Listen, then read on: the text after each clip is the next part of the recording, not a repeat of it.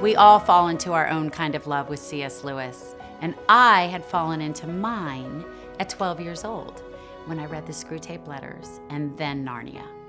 But C.S. Lewis only loved one woman enough to marry, only one woman he called the whole world, stars, water, air, and field and forest, as they were reflected in a single mind. Helen Joy Davidman Gresham, called Joy, and Clive Staples Lewis, called Jack, had a decade-long relationship that culminated in a most improbable love affair, spurring gossip and conflicting stories that are told until this day. But this love story is not a fairy tale. Joy was not a princess who waited in a castle for her prince. This is the story of a fiery woman who heard the cry of her own soul and answered. Joy's courageous journey started in New York and then on to London, the beauty and majesty of Oxford, England, and the home of C.S. Lewis and his brother Warren at the Kilns. Who was this woman who so enraptured Lewis that her death nearly destroyed his faith?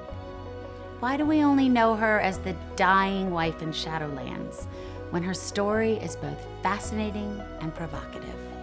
Joy was a complicated and brilliant woman of Ukrainian and Polish immigrants, a multi-award-winning poet, a child prodigy, a novelist, a critic, a protege of the MacDowell Artists Colony, and so much more.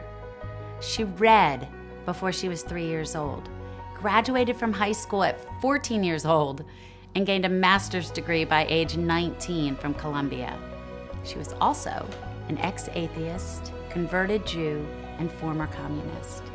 She was married with 2 young boys and living in upstate New York.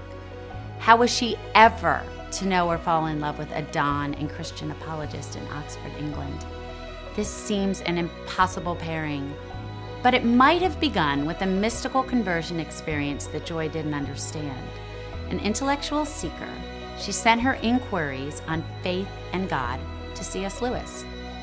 That began an almost 3-year pen friendship, with letters that flew across the sea from Oxford, England to upstate New York, inspiring both of them intellectually, spiritually, and emotionally.